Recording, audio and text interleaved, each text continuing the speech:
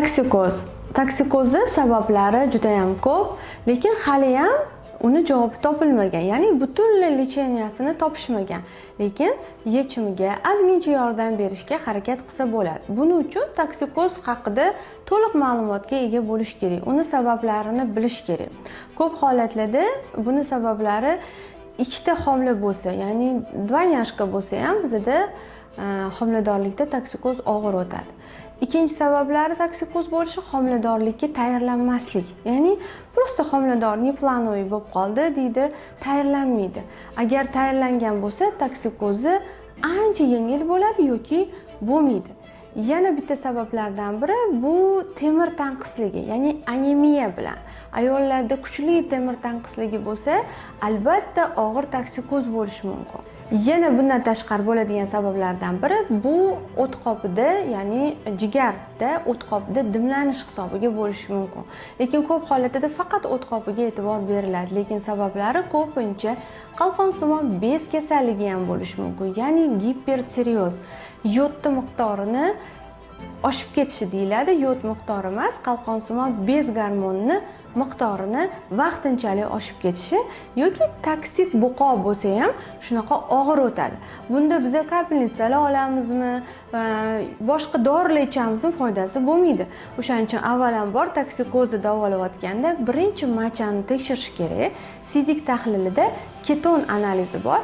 Keton analiziga qarab bizning toksikozimiz qanchalik og'irligini bila olamiz. Keton topshirdik, top-toza bo'ldi. Bunda biz oddiy uy sharoitida har yarim soatda narsa yeb turishga harakat qilishimiz kerak. Misol uchun aytishingiz mumkin, Zulxumor opa, suv ichsam ham qusyapman, narsa yemayapman, ishtaham bo'lmayapti deyishingiz mumkin. Homiladorlik paytida ishtahani bo'lmasligi norma hisoblanadi, ya'ni toksikoz paytida. Bunaqa paytda biz o'zimizni xohishlarimizni chetga surish kerak. Ovqat yeyishni xohlaymizmi, xohlamaymizmi? Biz majburmiz, chunki biz o'sha yoshlik paytdan o'tgan va qornimizda zurriyot bor.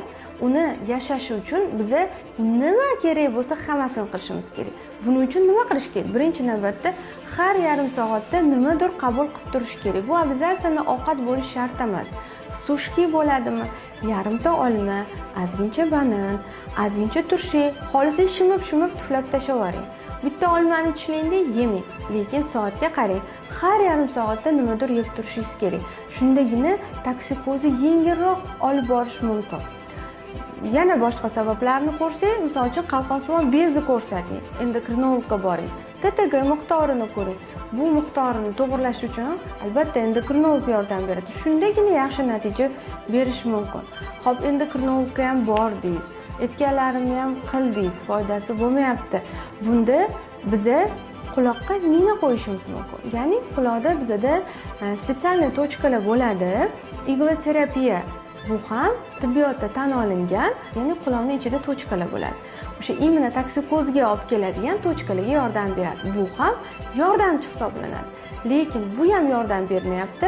Albatta statsionar davoni tavsiya qilamiz. Ya'ni qusish soni 10 tadan oshib ketdi, sidikda keton tanachalari oshib ketdimi, bunda albatta bolnitsaga yotish kerak.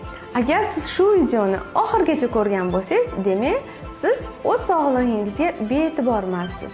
Sizni toksikoz bezovta qilayotgan bo'lsa, shu nomerlarga murojaat qiling.